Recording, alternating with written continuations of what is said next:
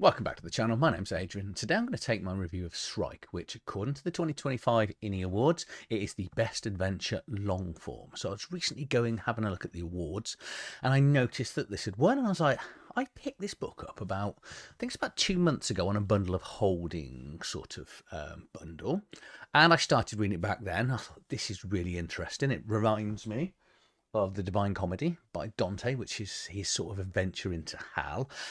And yeah, this is really sort of screams of that. It's a section of hell that's broken away, and the player characters get there from a variety of reasons, which I'll come into when we get onto the adventure.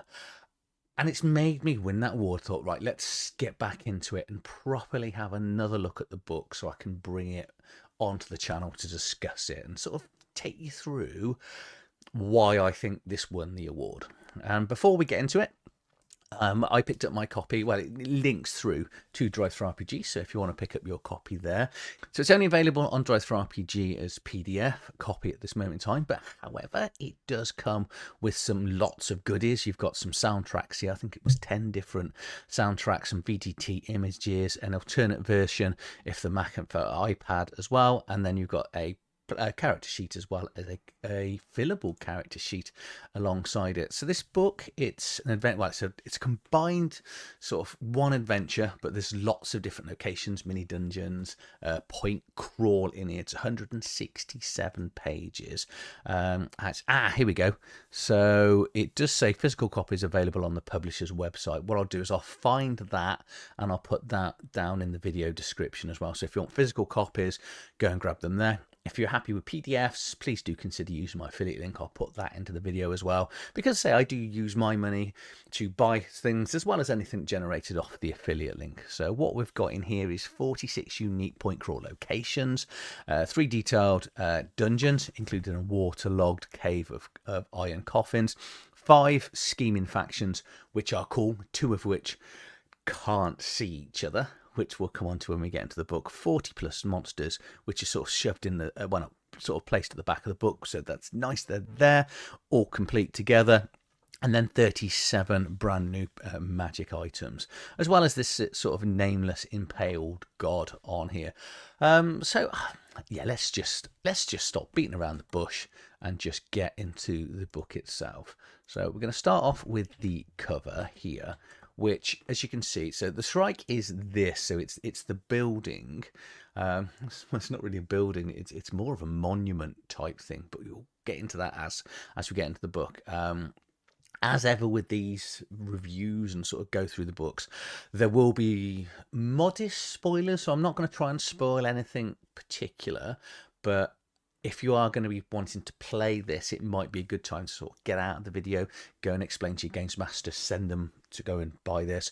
If you're a player and you've never ran something, it does take you through from sort of first to about 11th, 12th level. So if you want a bit of a sort of sandbox-ish with some good defined locations, this might be a good place to start as a player. So you have been warned to say I'm not going to really sort of spoil it too much, but there will be spoilers that come out. But this should sort of give you a good idea really of what's going on. So you've got some creatures or people here, and imps and demons, which really are going to be, well, this is what the player characters can actually play.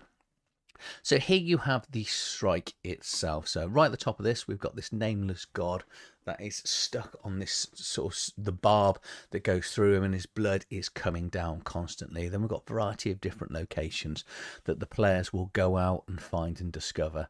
And this isn't sand, it's actually water. This is so it's basically been removed from hell, and it's its own little domain that once the players are there, they can't escape. Well, they can, but they don't know it to start with. There's 5 or 6 different ways and really good interest ways of escaping, which again I'm not going to sort of show you through. But it is there's a better map as we get through as we go through. But this just gives you a wonderful visual of these 3. You've got the 3 larger sort of spikes here, so the main central one, and as you can see, they are connected. So as the players go up through the adventure, they will climb from the outside of this all the way up, potentially getting to the barb round about at the top. So Wonderful, wonderful adventure. One thing it doesn't say, though, is that I couldn't find this anywhere, is whether it's a starting adventure or anything. But I think it's well, it's kind of obvious and implied as you go through the book. But more importantly, you have got dungeons that are for sort of first, second level, all the way up to, I think it's 11th and 12th are the sort of other dungeons that are involved in here. So we get the table of contents, you see up to 165 pages. It is hyperlinked, so initially you're going to get the overview of the adventure, then how to create characters. Say this is for old school essentials, and so we've got the factions in here. Shores, Guts. So this is the Shores, as it sounds. That's the outer bit of the world. The Guts is starting to get into the inner bit. The exterior is starting to climbing up. Then we get into the Barb. And then finally you get the incredibly interesting, it's like a dungeony location with the two of the main factions up in there, which we'll explain. So we've got the bestiary at the end, then a load of treasure and appendixes in here. So here's a nice sort of zoomed in image of the nameless god on top of the sort of spike on the top of the Shrike. It doesn't really sort of give you a lot of details about the god itself, but even if it did, I'm not going to tell you really what's going on in here. There are other devils in here and devil factions and imps that are in here, because obviously, you know, it formerly was a section of hell. Sinners tend, you know, they died and they wake up in the Shrike. This is going to be the majority of the players or the player characters. They can actually play some of the imps if they want to. And then we've got these partials, which are either randomly created partial creatures or specifically created. There's two different types. Again, these can be the sort of player characters. They're either made by the devils or just made by, well, sort of magic that exists in here. How to use the book. This is the section that talks about old school essentials and sort of how to create your characters within here. There are several different types of campaigns. So you can have the standard escape. You can have an exploration. So, you know, escaping's obvious. They're trying to get out. And say, I think there's 5, 6 different. Some of them are incredibly interesting. There's was one where a guy's trying to escape in, like, well, he needs to sort of go down into the deepest depths of the ocean, and they've got different items to collect. You know, that sort of prison section from Guardians of the Galaxy when they're sort of planning out, and then is it Rocket just goes off? No, it's not. It's Groot, isn't it? It just goes off and just grabs the alarm off. It's a bit like that. So you'll have a multifaceted adventure to sort of try and escape. Exploration, they can go around and sort of explore it. They could try to free the nameless god at the end to solve the puzzle going there. They can become one of the agents of the Archon, so that they could actually start within the diabolic court, so and be sides with one of the demons in there. They could task themselves with wanting to reunite the Shrike along, get it back into Hal, or you could just have this as a starting operation, and they could just go out and adventure from there. It's really up to you. How they get there, variety of different ways, but the game gives you 5 different ones. They can die, so if you get a whole party wipe, like in Letters from the Dark Volume 5, I think it was, from Hal, you can just take your players and go, okay, you know, I messed up as a games master, or potentially they messed up, and we're just going to now do this adventure trying to get your soul back. Or they can get there by ships. There's a labyrinth that allows them to get there, a false burial, or a traitor's door, or whatever other method that you want as a games master to bring them. You see, because of the different ways you can play the campaign, you can start it how you want. Within the ideologies of the Shrike, we've got 2 different ways of doing it. So you've got the chaotic way or the lawful way. The chaotic way are looking for change. Lawful want to keep it the way it is. So if you are on the side of chaos, you're going to be either seeking to escape or basically return the Shrike back to Hal. If you're on the side of law, you know, you're happy with the way things are and you just kind of want to keep it going on for all eternity and just not having any changes. Going to get rid of the possible endings, so hopefully you'll just skip past them. Now, adventuring around the Shrike, most of it will be walking. There's a fair bit of climbing once you get towards the end of it, but you can travel through boats as well. I should probably say here that most player characters cannot die, so if you're one of the sinners, you can't die, which makes it a little bit awkward because there's not a lot of food around, and maybe adult warning here, there is an awful lot of cannibalism that goes on. but sadly you got this soul sewn inside you, so when you are consumed by someone else to keep them alive, you are going to come back from the dead and you're going to just carry on going. You know, it's that full-on Groundhog Day adventure that until the players solve whatever it is they need to solve, they are just staying there. Now, one of the problems with this location, and no shop to hand your items in. So with old school essentials, you level up through gold, and so there's element of quests, but a lot of it is gold. So as you're adventuring, you can't sell the gold. You've got a couple of idols and places that you can specifically go to, put the gold in, and then that will convert it sort of in an abstract way for XP. So you're still going to level up. Chapter 2 is going to deal with character creation. So you can play the imps, which are sort of like the little sort of helpers of the devils. There are a lot of them. And then we've got some little cool little tables for spark tables here to give you sort of your mask, your diabolic features and things like that. Then we've got these partials, and so we've got the forged partials, which are deliberately created by the devils. And then we've got the rampant partials, which are sort of birthed completely and utterly by accident. Again, they've got a few random tables in here to sort of so you know what they're going to look like, their limbs and their heads, etc. And then the rampant ones, as you can see by this artwork here, they look completely unique, but they will have these random d20 of boons, which is going to be a really interesting ability or power to run alongside, as well as, you know, looking quite unique. I would say probably most of the player characters are just going to be these sinners that have got this sin stone that, you know, manifests in them wood. So it's going to stop them from sort of long-term dying. But this can be any sort of human cleric, fighter, magic user, thieves. You can also use, you know, if you want to be sort of any of these sort of elven races, dwarfs or anything like that. So you can theoretically put just anything in here, really. Again, you've still got some more tables of things that could have changed or altered. Chapter 3 is going to cover the 5 courts. So these are the 5 factions, and I like the fact it's 5 because there are certain times in the adventure you're going to have to. You're not going to have to, but your time in there will be quite significantly easier if you can manage to either align yourself or actually take over some of the factions. Okay, so and say because it's 5, you've always got that odd number, which I love when games give it that, because regardless what happens, because some of these factions don't like each other, so if you pick one, you're going to lose, you know, your chance to align, well, unless you're really clever. But you've got the Court of Gold and the Court of Silver. These two are so well written. So, and each court will have an archon, which is like a sort of demigod devil, which they've got their own agendas and things that they want to be doing.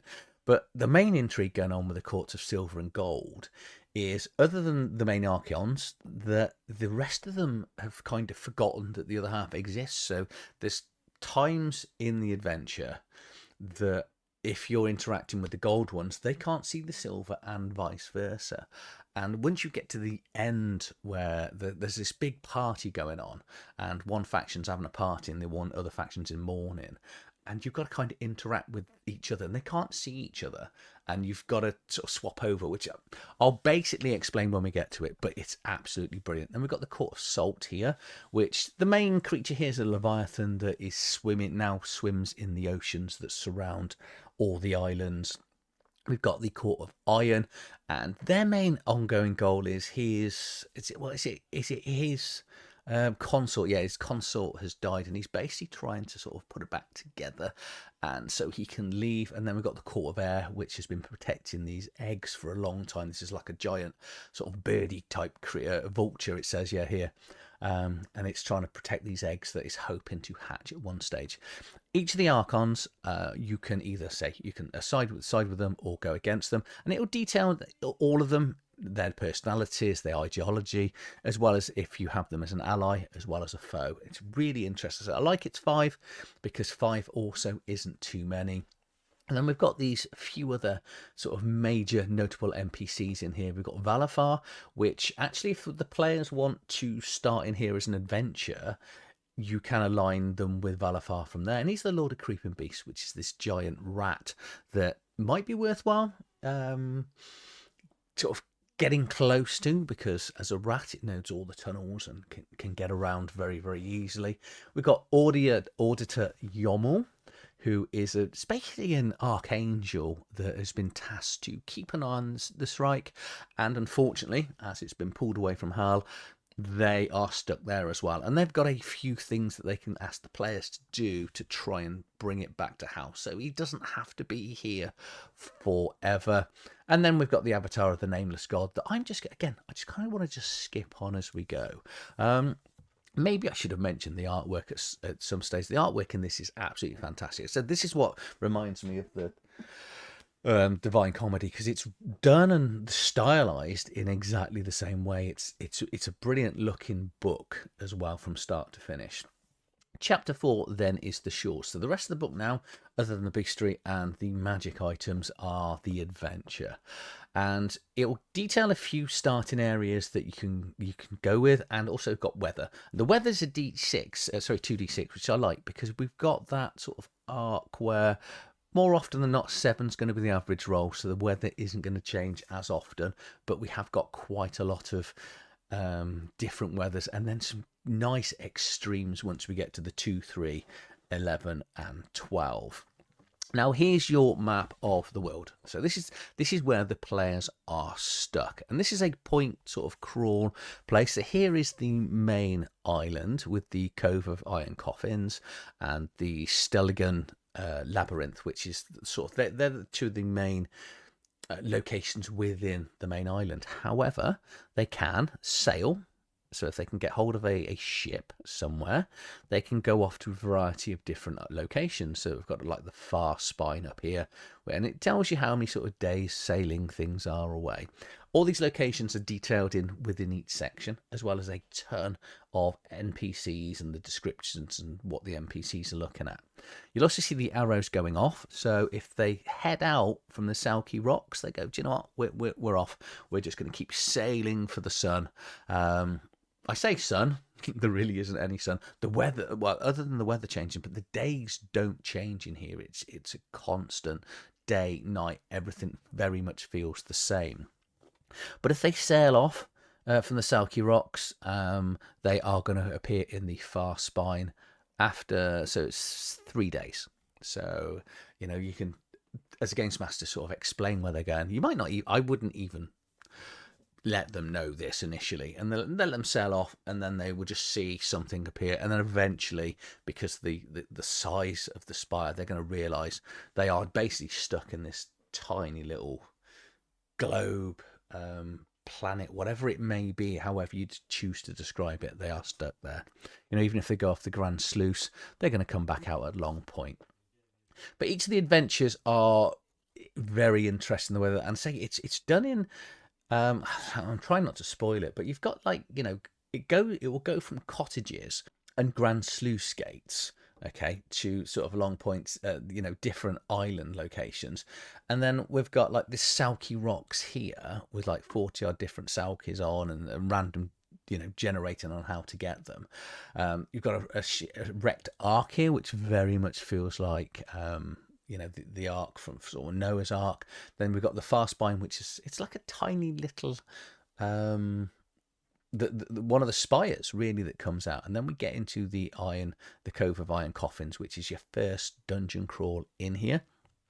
To say here, it's intended for PCs of level 1 to 2, so ideally you kind of want the players to discover this a little bit early. And as you'd imagine from a standard dungeon crawl, this is written really well. You've got your original map here for the games master to go, but as you go in to each page then will have a sort of a zoomed in version of the map. I think the only slight grumble, there's nothing in italics that sort of tells you to read, so you will need to kind of read ahead as a games master. You know, it's going to be one of those where you plan to go next week type situations, because the dungeons themselves, the other locations aren't too bad, but some of these dungeons, yeah, I think we're now used to that little bit of italic writing, which give you sort of a line or two of things that you can read out before it then sort of, you know, a bit more of a descriptor of what's going on in the room. So chapter 5 then is the gut. So this is now getting inside that the main central island of what's going on. So here we've got the coffin, the Cove of the Iron Coffers. And then this will just take you through. As you can see, it's all sort of laid out with how many days it's going to have, and then some locations will take longer or shorter, purely because of the nature of the labyrinth. Again, I don't want to spoil this. I think it's a good thing for, especially games masters to go and find and discover themselves. But like the first sort of main chapter on this is exactly the same. Lots of unique locations. We've got a really interesting forge up here.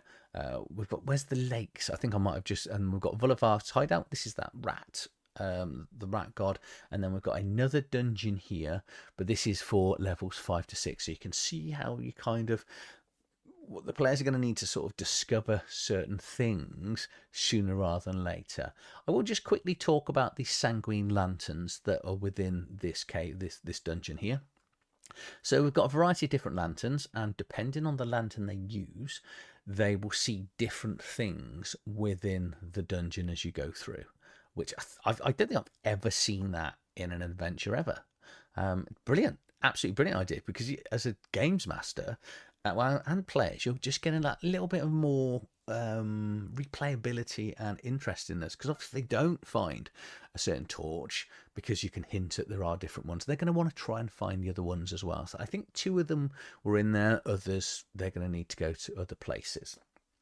So eventually, once they come out of the guts, they're going to get to the exterior.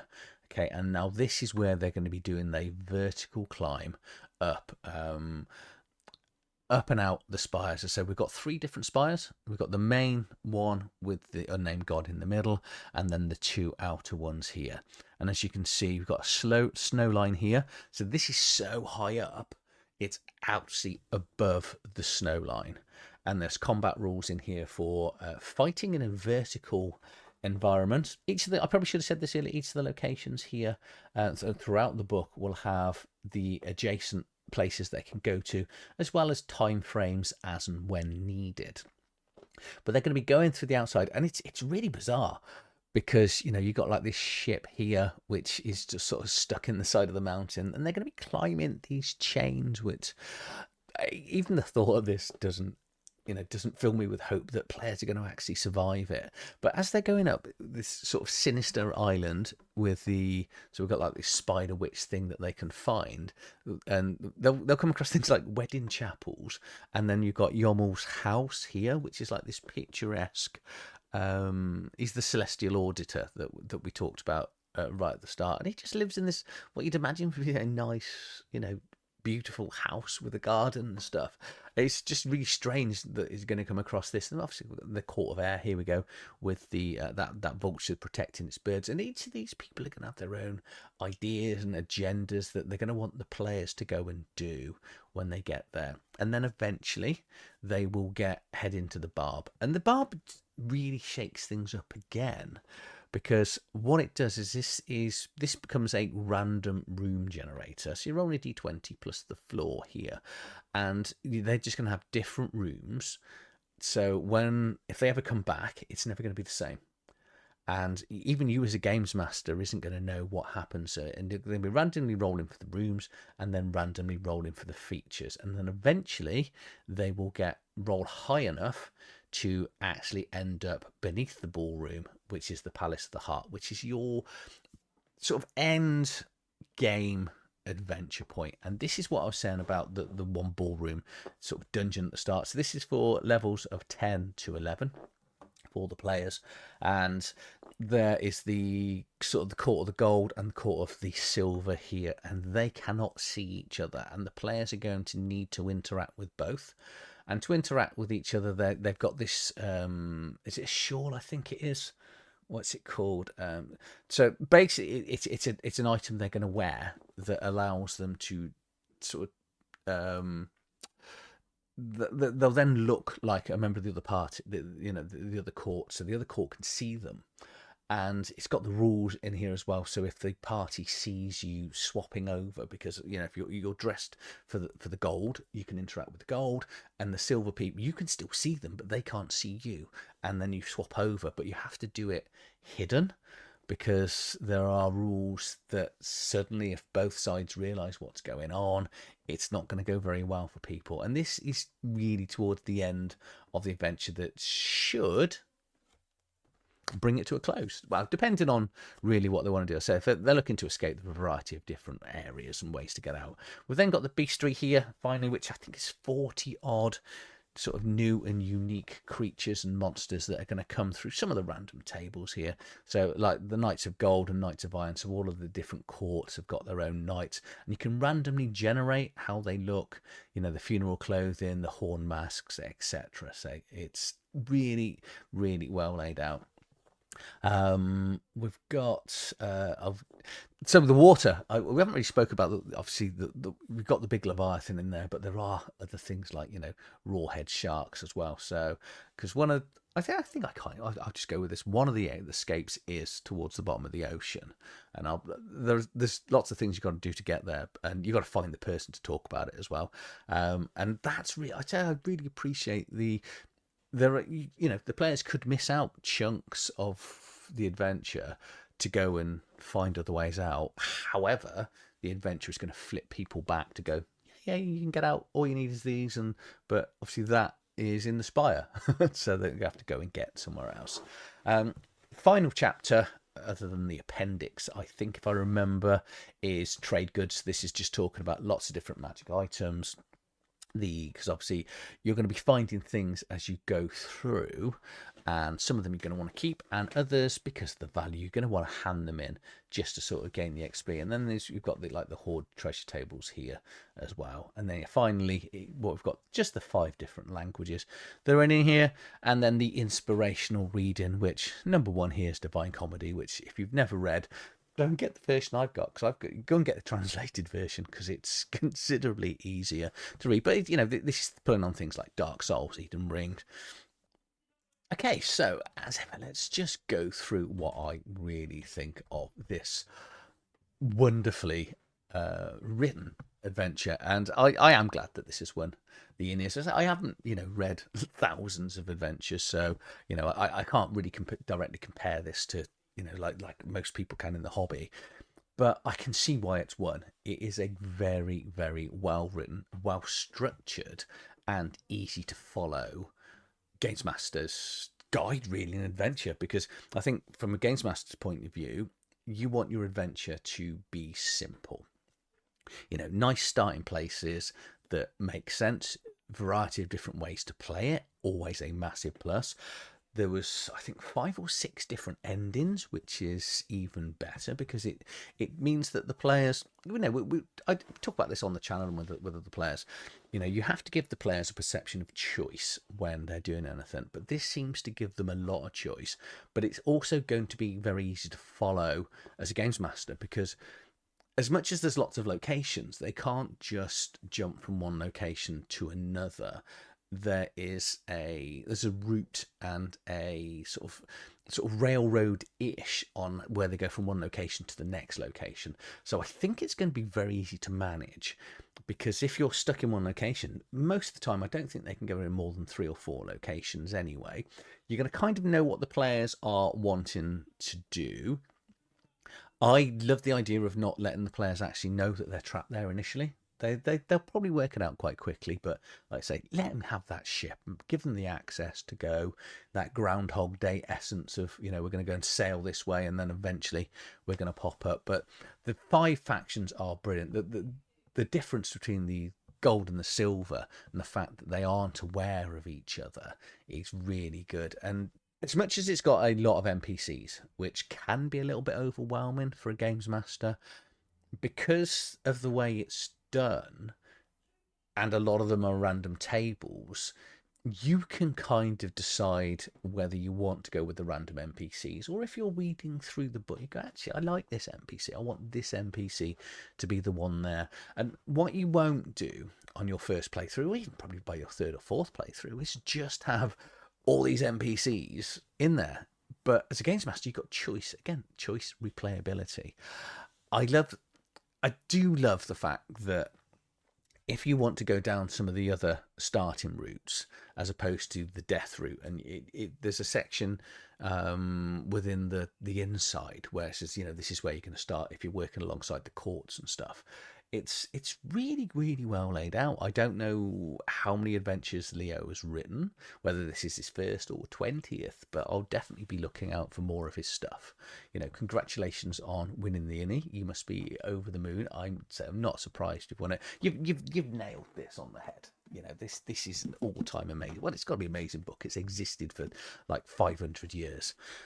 You know, if you want the players to have that experience of being trapped in hell, this is going to be able to hand it to your players very easily. And like I say, you can either do it deliberately and go, this is where we're going to play, this is what we're going to be doing, or when things go wrong, do you know what, if you get out of this, you can have your players back. Because we've all got players that we love, we've all got campaigns that we kind of don't want to stop once we get to the end. Now, is one of the problems the fact that this is for old school essentials? So let's say you are running a 5th edition campaign and all the players die. 5th edition isn't that hard to translate into old school essentials. Alternatively, you could just run this as old school essentials, because if you've played 5th edition or Shadow Dark or anything like that, all these systems are pretty similar, you know. And I think if you've played Pathfinder, your players are going to be quite happy to have a lot less rules. Good old Pathfinder. But yeah, Shrike, I deeply recommend it. If you are going to pick this up, please do consider using my affiliate link. I say I will add the link to the physical copies from Leo's website, because I don't know where it is, but by the time this is on the channel, you will see it. As ever, if you've enjoyed this video, please like, share, subscribe to the channel, and I'll see you on the next one. Thank you for watching.